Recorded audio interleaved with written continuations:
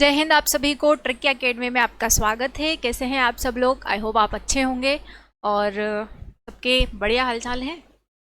देखिए, आप लोगों को एक जानकारी देनी थी कि जो पीएनएसटी और जीएनएमएसटी के जो फॉर्म हैं वो स्टार्ट हो चुके हैं। जो भी स्टूडेंट है 12th पास कर चुके हैं वो ये फॉर्म डाल सकते हैं। ठीक है, ये एंट्रेंस एग्ज़ाम होती है जो कि नर्सिंग के लिए होती है। नर्सिंग में अगर आप एडमिशन चाहते हैं तो आप प्लीज़ इन फॉर्म को फिलअप कीजिए। 100 मार्क्स का आपका पेपर आएगा जिसमें आपसे पूछा जाएगा बायो, केमिस्ट्री, फिजिक्स और जूलॉजी। 100 मार्क्स का पेपर रहेगा, इसमें कोई माइनस मार्किंग नहीं है। आप आसानी से अपने जो अगर आपको क्वेश्चन नहीं आते हैं तो आप अपने मन से भी उसमें टिक लगा सकते हैं। तो काफ़ी अच्छी वैकेंसी होती है ये, या एंट्रेंस एग्ज़ाम होती है जिससे आप नर्सिंग गवर्नमेंट कॉलेज आपको मिलता है और नर्सिंग आपकी कंप्लीट होने के बाद में डायरेक्ट आपकी पोस्टिंग भी हो जाती है। तो गवर्नमेंट जॉब के लिए अगर आप तैयारी करना चाहते हैं तो प्लीज़ आप पीएनएसटी वगैरह की एग्ज़ाम दें, एंट्रेंस एग्ज़ाम दें। इसी तरीके से एनिमल हस्बेंड्री की भी एग्ज़ाम फॉर्म आ चुके हैं, वो भी एंट्रेंस एग्ज़ाम ही होती है, तो आप उसमें भी अप्लाई कर सकते हैं। जो भी स्टूडेंट 12th पास आउट हैं, अभी जो पास हुए हैं 12th, तो वो ये फॉर्म डाल सकते हैं। उनके लिए काफ़ी अच्छी जानकारी है। जैसे कि आर्मी के स्टूडेंट तो 10th 12th वाले ही होते हैं, तो वो तो आर्मी में जाते हैं, लेकिन बहुत सारे स्टूडेंट ऐसे भी होते हैं जो कि 12th करने के बाद उनको और भी पढ़ने की इच्छा होती है, तो उनके लिए ये काफ़ी अच्छी एग्ज़ामें हैं। तो आप इनकी प्रिपरेशन कीजिए। 19 मई से इसके फॉर्म स्टार्ट हो चुके हैं पीएनएसटी के, और ये चलेंगे 2 जून तक। 2 जून तक आप अप्लाई कर सकते हो। उसके बाद में 24 जून से इसकी एग्ज़ाम स्टार्ट हो सकती है, संभावित है, या इससे थोड़ी डेट बढ़ भी सकती है। तो आपके लिए काफ़ी अच्छी एग्ज़ाम है, खासकर लड़कियों के लिए। अगर आप इसमें अप्लाई करते हो, आप नर्सिंग पूरा कंप्लीट कर लेते हो, तो आपकी डायरेक्ट ज्वाइनिंग हो जाती है, पोस्टिंग हो जाती है, और सैलरी भी काफ़ी अच्छी मिलती है इसमें। तो काफ़ी अच्छी वैकेंसी भी है ये, और एंट्रेंस एग्ज़ाम भी है। ठीक है, तो चलो अब हम जीके के कुछ पॉइंट्स जो कि हम कंटिन्यूस चल रहे थे वो आगे बढ़ाते हैं। तो आगे के जो पॉइंट्स हैं हमारे कहाँ तक हो गए थे? ये हो गए थे पूरे गौतम बुद्ध से संबंधित और महावीर स्वामी से संबंधित चीज़ें हो चुकी थी। ठीक है, अब हम आगे बढ़ते हैं कि भारत पर सर्वप्रथम आक्रमण किसने किया था? भारत पर सर्वप्रथम आक्रमण किसने किया था? ईरानियों ने किया था। नेक्स्ट पॉइंट है आपका। ठीक है, भारत में या भारत पर सर्वप्रथम आक्रमण किया किसने किया? ईरानियों ने किया था। ईरानियों ने सबसे पहले भारत पर आक्रमण किया था, या ईरान लिख सकते हो आप, ईरान ही लिख लीजिए आप। ईरान ने किया था। नेक्स्ट पॉइंट आता है कि भारत पर आक्रमण करने वाला पहला विदेशी शासक कौन था? भारत पर आक्रमण करने वाला पहला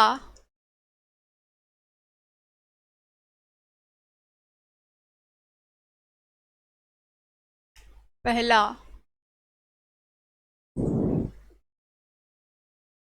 पहला विदेशी पहला विदेशी कौन था? पहला विदेशी था विदेशी शासक। पहला विदेशी शासक कौन था? सिकंदर। ठीक है, कौन था?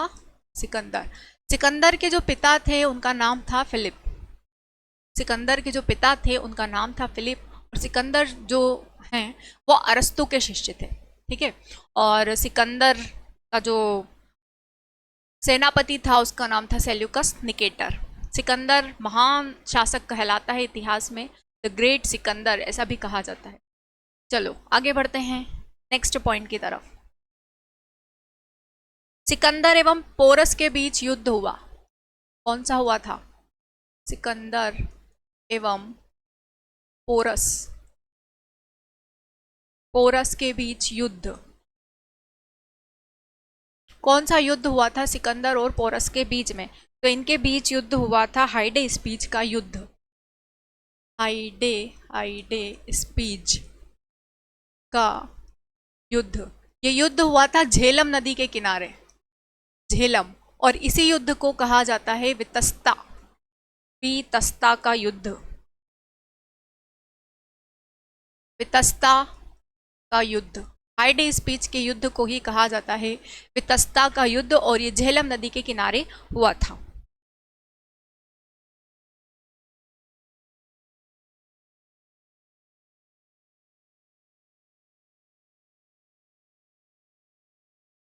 नेक्स्ट पॉइंट आता है, सिकंदर की मृत्यु कब हुई थी? सिकंदर की मृत्यु, सिकंदर की मृत्यु हुई थी कब? इनकी मृत्यु हुई थी 323 ईसा पूर्व में। कहाँ पर? बेबीलोन में, बेबीलोन में। मात्र 38 या 32 वर्ष की आयु में ही सिकंदर की मृत्यु हो चुकी थी। ठीक है, नेक्स्ट पॉइंट आता है, हाँ, इसने बुआ केफला नाम का इसका घोड़ा था, बहु केफला नाम का इसका घोड़ा था, और इसी के नाम पर इन्होंने एक शहर भी बसाया था, बहु केफला। चलिए आगे बढ़ते हैं नेक्स्ट पॉइंट की तरफ। मौर्य वंश का संस्थापक, मौर्य वंश का संस्थापक कौन था? मौर्य वंश का संस्थापक, मौर्य वंश के संस्थापक थे चंद्रगुप्त मौर्य, चंद्रगुप्त मौर्य। इन्होंने ही मौर्य वंश की स्थापना की थी, चंद्रगुप्त मौर्य ने। इसके बाद मौर्य वंश की जानकारी कहाँ मिलती है? मौर्य वंश की जानकारी मिलती है किस पुराण में मिलती है? मौर्य वंश की जानकारी तो ये मिलती है कहाँ पर? विष्णु पुराण में। कहाँ मिलती है? विष्णु पुराण में। विष्णु पुराण में ही क्या मिलता है? मौर्य वंश की जानकारी। अगर सबसे प्राचीन पुराण की बात आती है तो वो है मत्स्य पुराण, और पुराणों की संख्या कितनी होती है? तो वो होती है 18। ठीक है, उपनिषद है 108, वेद है 4 और वेदांग है 6। तो इस तरीके से मौर्य वंश की जानकारी किस पुराण में मिलती है? विष्णु पुराण में मिलती है। इसके बाद बात आती है सुदर्शन झील की। सुदर्शन झील जो कि गुजरात में स्थित है, सुदर्शन झील, सुदर्शन झील का निर्माण करवाया था,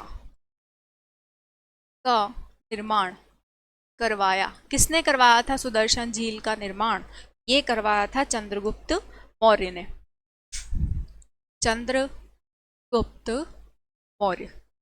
सुदर्शन झील कहाँ स्थित है ये भी पूछ लिया जाता है। सुदर्शन झील स्थित है गुजरात में। ठीक है, सुदर्शन झील और गिरनार पर्वत दोनों का ही निर्माण करवाया था चंद्रगुप्त मौर्य के द्वारा, और दोनों ही स्थित है गुजरात में। कहाँ स्थित है? यहाँ पर लिख लीजिए, गुजरात। नेक्स्ट पॉइंट है आपका, चंद्रगुप्त मौर्य किस धर्म के अनुयायी थे? चंद्रगुप्त मौर्य किस धर्म के अनुयायी थे?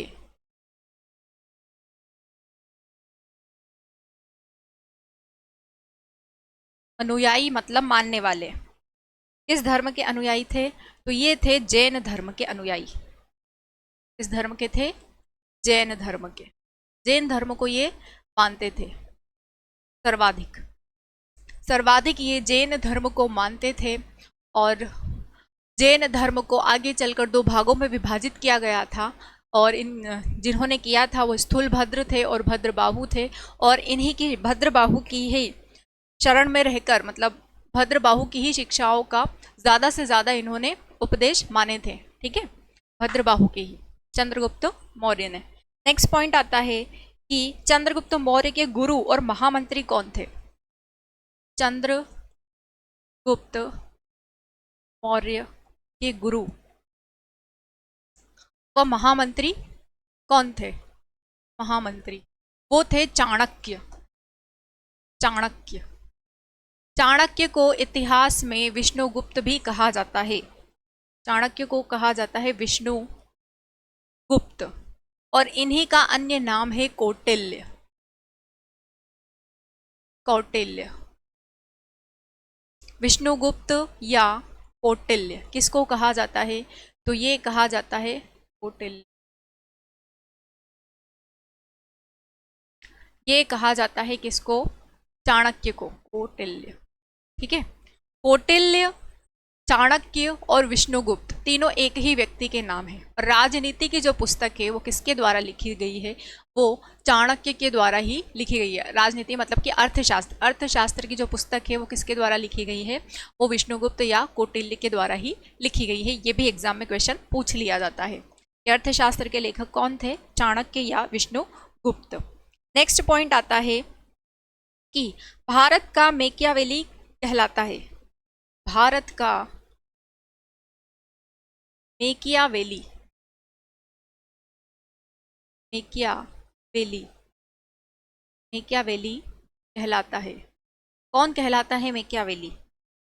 चाणक्य ही कहलाते हैं मैकियावेली, चाणक्य। ठीक है, चाणक्य को ही कहा जाता है भारत का मैकियावेली। ठीक है, चलिए इनका स्क्रीनशॉट ले लीजिएगा आप, ताकि आपको पढ़ने में आसानी रहे।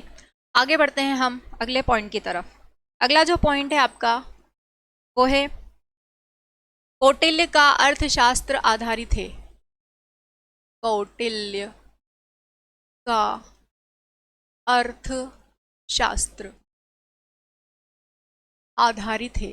किस पर आधारित है? राजनीति पर आधारित है। किस पर आधारित है? प्रशासन या राजनीति पर। ठीक है, आप ऑप्शन में प्रशासन ही रहेगा मेरे हिसाब से, तो आप प्रशासन ही लिखिए, प्रशासन पर आधारित है। नेक्स्ट पॉइंट आता है कि चंद्रगुप्त ने जैन धर्म की शिक्षा ली थी। चंद्रगुप्त ने जैन धर्म की शिक्षा ली। किससे ली थी इन्होंने जैन धर्म की शिक्षा? इन्होंने ली थी भद्रबाहु से। ठीक है, किससे ली थी? भद्रबाहु से। भद्रबाहु से ही इन्होंने जैन धर्म की शिक्षा ली थी। नेक्स्ट पॉइंट आता है चंद्रगुप्त के दरबार में आने वाला यूनानी। चंद्रगुप्त के दरबार में आने वाला यूनानी कौन था? आने वाला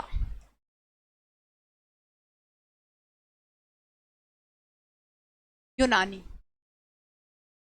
कौन था? तो ये थे मेगस्थनीज। ठीक है, कौन थे? मेगस्थनीज।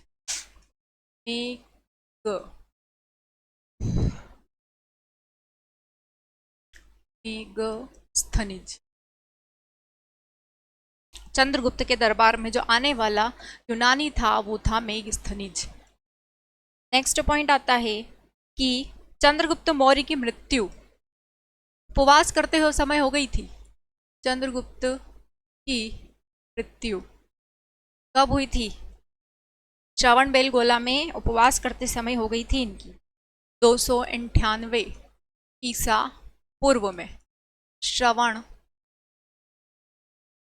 बेलगोला में, श्रवण बेलगोला। ठीक है, कहाँ स्थित है ये स्थित है कर्नाटक में। कर्नाटक के श्रवण बेलगोला में उपवास करते समय उपवास कर रहे थे ये, और उपवास करते समय ही इनकी मृत्यु हो चुकी थी 298 ईसा पूर्व में। नेक्स्ट पॉइंट आता है कि जीवन के अंतिम दिनों में, जीवन के अंतिम दिनों में जैन धर्म अपनाया। किसने अपनाया था जैन धर्म? अपने जीवन के अंतिम दिनों में किसने जैन धर्म को अपनाया था? वो थे चंद्रगुप्त मौर्य। चंद्रगुप्त मौर्य, इन्होंने ही अपने जीवन के अंतिम समय में जैन धर्म को अपनाया था। नेक्स्ट पॉइंट आता है कि शिलालेख का प्रचलन शुरू किया। शिलालेख का प्रचलन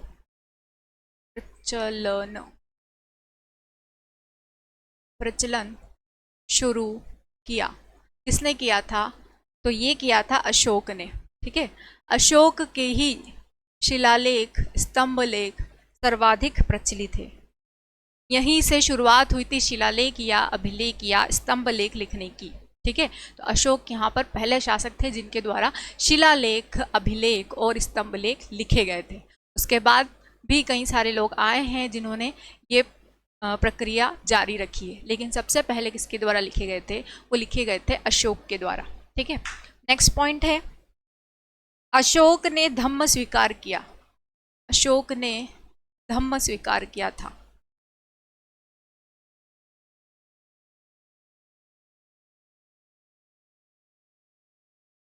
धम्म स्वीकार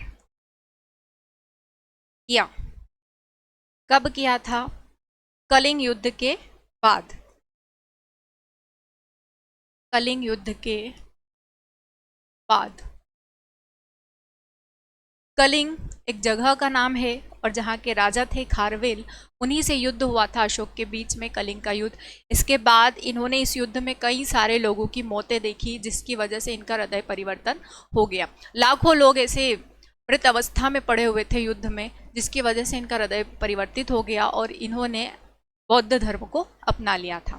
ठीक है, और बौद्ध धर्म को अपनाने के साथ ही इन्होंने बौद्ध स्तूपों का भी निर्माण करवाया था।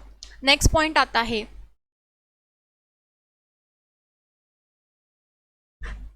बौद्ध धर्म के प्रचार के लिए अशोक ने किसे भेजा? बौद्ध धर्म के प्रचार के लिए अशोक ने भेजा। किसको भेजा था? तो अशोक ने भेजा था अपने बेटे महेंद्र और बेटी संघमित्रा को। बेटे महेंद्र व बेटी संघमित्रा को।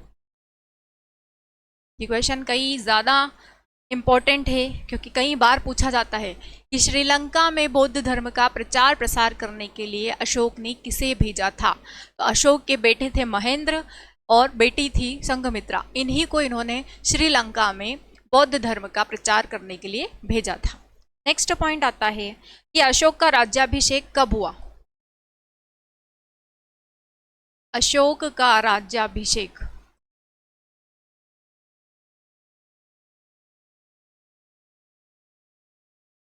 कब हुआ? अशोक का राज्याभिषेक कब हुआ? ये हुआ था 269 ईसा पूर्व में। नेक्स्ट पॉइंट आता है कि अशोक का सबसे लंबा शिलालेख कौन सा है? अशोक का सबसे लंबा शिलालेख। अशोक का सबसे लंबा शिलालेख कौन सा है? 7वां। ठीक है, 7वां शिलालेख जो है,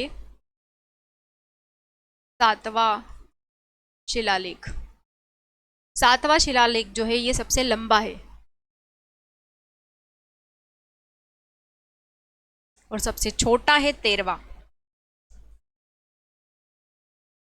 नेक्स्ट पॉइंट आता है कि अशोक ने स्वयं को मगध का सम्राट बताया। सॉरी, अशोक का नाम अशोक वर्णित है किस अभिलेख में वर्णित है? अशोक का नाम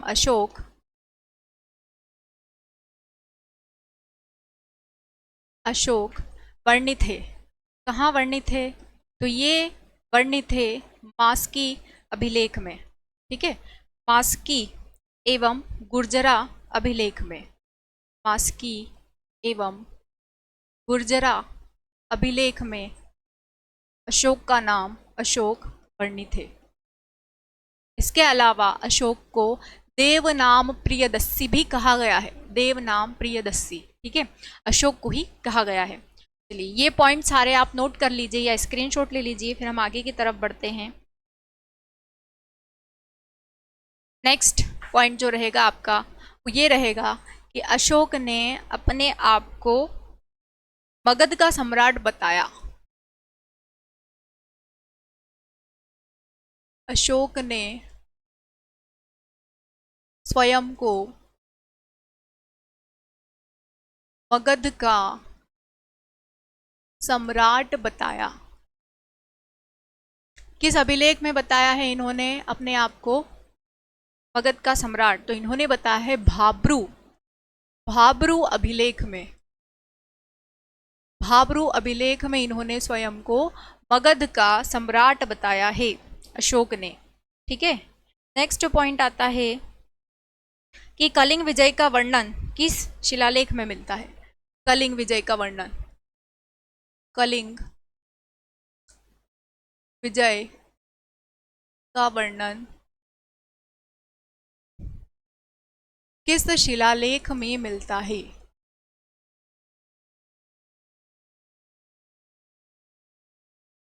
13वें शिलालेख में, 13वें शिलालेख में मिलता है, 13वें शिलालेख में। ठीक है, 9वां जो शिलालेख है इनका वो रानी का शिलालेख कहलाता है। क्या कहलाता है? रानी का शिलालेख। नेक्स्ट पॉइंट आता है कि सांची का स्तूप बनवाया था, किसने बनवाया था? सांची का स्तूप। सांची का स्तूप जो है मध्य प्रदेश में स्थित है। सांची का स्तूप बनवाया था, किसने बनवाया था? अशोक ने। किसने बनवाया था? अशोक ने। अशोक ने ही सांची का स्तूप बनवाया था। नेक्स्ट पॉइंट आता है कि श्रीनगर की स्थापना की थी। श्रीनगर, श्रीनगर की स्थापना की, किसने की थी श्रीनगर की स्थापना? तो वो भी अशोक ने ही की थी, अशोक ने की थी। श्रीनगर को कहा जाता है झीलों का देश। ठीक है, झीलों का नगर श्रीनगर, और श्रीनगर में ही अभी पहलगाम कांड हुआ था। ठीक है, नेक्स्ट पॉइंट, अशोक के शिलालेखों की खोज किसने की थी? अशोक के शिलालेख की खोज किसने की थी? टी पैंथलर ने। टी पैंथलर, पैंथलर, टी पैंथलर ने की थी। कब की थी? 1750 में, 1750 ईस्वी में की थी। लेकिन पढ़ा नहीं गया था इसको, सिर्फ खोज हुई थी। टी पैंथलर ने सिर्फ अशोक के शिलालेखों की खोज की थी। और पढ़ा किसने था अशोक के शिलालेख को? जेम्स प्रिंसेप ने। अशोक के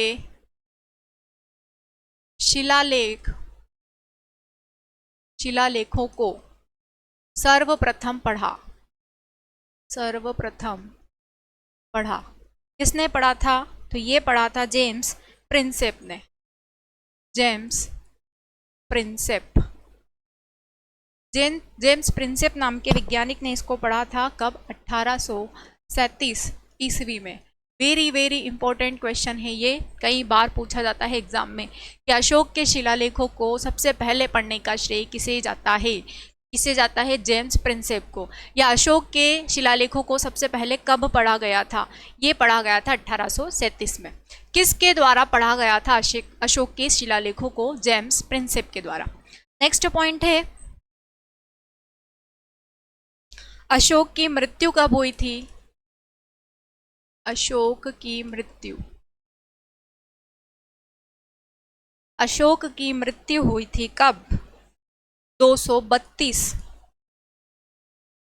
ईसा पूर्व, 232 ईसा पूर्व में अशोक की मृत्यु हो चुकी थी। नेक्स्ट पॉइंट आता है कि हरिशेन, हरिशेन का प्रयाग, प्रयाग प्रशस्ति लेख जानकारी देता है। किसकी जानकारी देता है?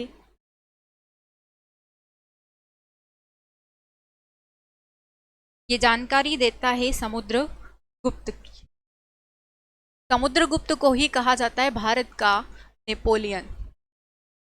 भारत का नेपोलियन कहा जाता है समुद्रगुप्त को। नेक्स्ट पॉइंट आता है कि मौर्य वंश का अंतिम शासक कौन था? मौर्य वंश का अंतिम शासक, अंतिम शासक मौर्य वंश का अंतिम शासक था कौन? बृहद्रथ। ये क्वेश्चन भी कई बार आता है, बृहद्रथ। ठीक है। अशोक जो थे ये उज्जैनी में भी राज्यपाल के पद पर रहे थे। ठीक है। उज्जैनी जो थी वो अवंती की राजधानी थी। उज्जैनी उत्तरी अवंती की राजधानी थी और दक्षिणी अवंती की राजधानी थी माहिष्मती। माहिष्मती जिसको वर्तमान में महेश्वर कहा जाता है। तो उज्जैनी के राज्यपाल हुआ करते थे अशोक, और वहीं पर विदिशा के राजा की बेटी श्रीदेवी से इनका विवाह हो गया था। ये श्रीदेवी को पसंद करते थे और श्रीदेवी से ही इनके 2 बच्चे हुए, महेंद्र और संघमित्रा, जिन्हें इन्होंने श्रीलंका भेजा था बौद्ध धर्म का प्रचार करने के लिए। चलो नेक्स्ट पॉइंट की तरफ देखते हैं अब। मौर्य वंश का अंतिम शासक कौन था? बृहद्रथ था। और मौर्य वंश की नींव किसने डाली थी? मौर्य वंश की नींव, मौर्य वंश की नींव डाली थी। किसने डाली थी मौर्य वंश की नींव? ये डाली थी चंद्रगुप्त मौर्य ने। चंद्रगुप्त मौर्य। ठीक है। नेक्स्ट पॉइंट आता है कि शुंग वंश की नींव किसने रखी? शुंग वंश की नींव किसने रखी? शुंग वंश की नींव किसने रखी? शुंग वंश की नींव रखी थी पुष्य मित्र शुंग ने। पुष्य मित्र शुंग ने। और इन्होंने राजधानी बनाया था किसको? थानेश्वर को। थानेश्वर को राजधानी बनाया था।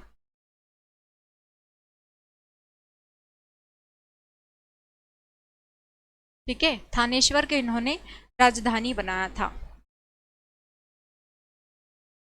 नोट कर लीजिए आप ये सारे पॉइंट्स ताकि हम आगे की तरफ बढ़े।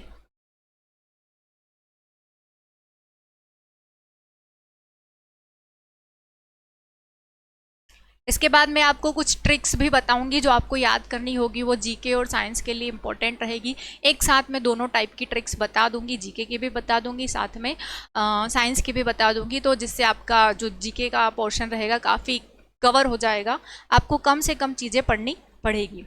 तो आगे बढ़े अब हम नेक्स्ट पॉइंट की तरफ, या फिर अगली क्लास में करेंगे अगले पॉइंट्स। ठीक है। काफ़ी गर्मी हो रही है तो इतना आप नोट कर लीजिएगा सारा कुछ, और अगली क्लास में फिर से मुलाकात होगी। तब तक के लिए जय हिंद, धन्यवाद।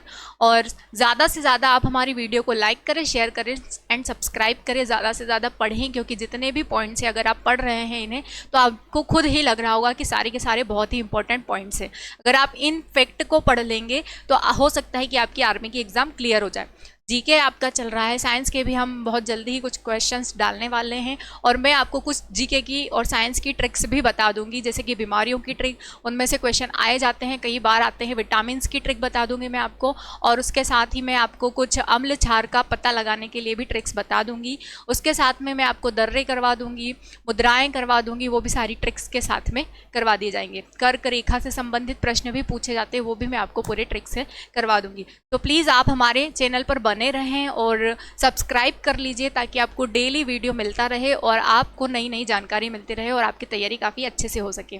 तो प्लीज़ ज़्यादा से ज़्यादा लाइक करें, शेयर करें, सब्सक्राइब करें। अगली क्लास में फिर मुलाकात होगी, तब तक के लिए जय हिंद, धन्यवाद।